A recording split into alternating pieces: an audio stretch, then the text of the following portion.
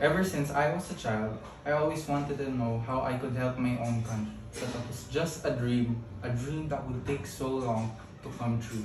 I don't side with any president ever since my mind is matured on political issues. I don't side with Era, Gloria, Benigno, and never with Duterte. Philippines is slowly being ruled by China.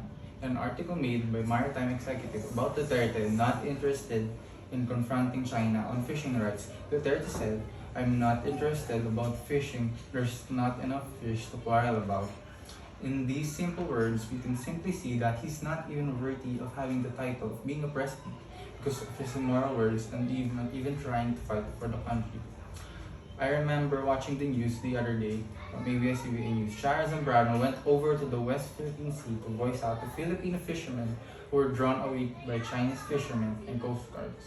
They got chased by Chinese vessels because they got too close on the Chinese man-made islands. How can we avoid getting bullied in our own territory? Rallying and protesting may seem to be useless, but when people voice out their words, it makes the government listen occasionally. But sometimes they don't. That's why they made the anti-terrorism law. Because of this, some people who share their thoughts are getting red tagged by those who support the president.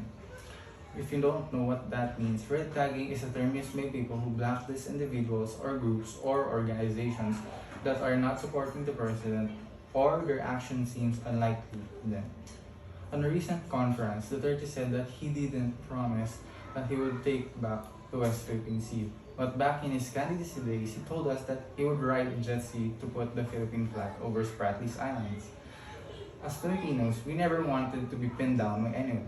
May this be a person, an object, or a country. A president should look over on his or her people, not only protect them but also listen to them. Quite yet we are divided.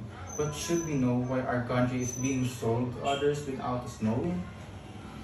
Well, going back to the president. In an article made by Inquirer, Manny Pacquiao said, I find it lacking. He wasn't like this before he was president. Manny isn't a great senator, but I hate to say this, that he is right on the first half. The president lacks the will to gain respect China should have for us. But even before he was president, Duterte isn't that great familiar as well.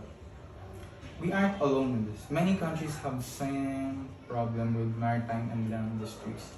Taiwan, Indonesia, Vietnam, Malaysia, Philippines, and other ASEAN countries have maritime disputes. Countries with land disputes consist of India, Nepal, Bhutan, Laos, Myanmar, and Tibet. All of us share one problem.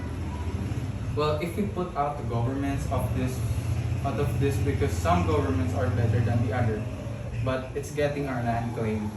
I see no problem with teaming up because when I look around me, I see people who want freedom but can't speak up. I am dismayed that even with all this going on, many still support the president.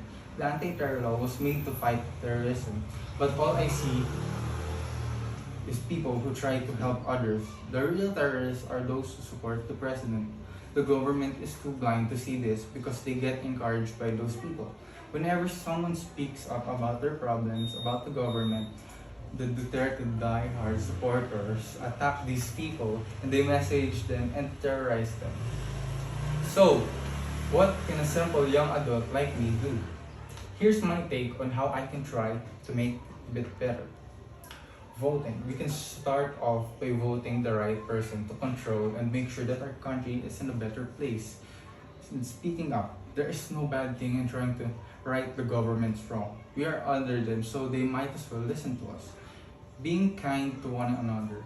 We can settle our own disputes with the other people when we try to understand each other. May it be politics, personal problems, family problems, neighborhood problems, and civil problems. Another way to make this country better is to make a better educational system that would provide jobs to graduates so the unemployment rate would decrease Lastly, the most beneficial way to make this a better country is improving yourself. How can you even try to make the country better if you're not even essential to it? Find a job, well, any job could do.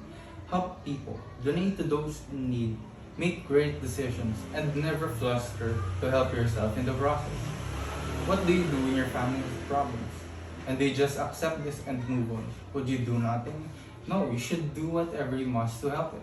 The same goes when our country has its own problem. The people must do its own duty when the government does nothing. So what is your role? What do you intend to do to regain our freedom?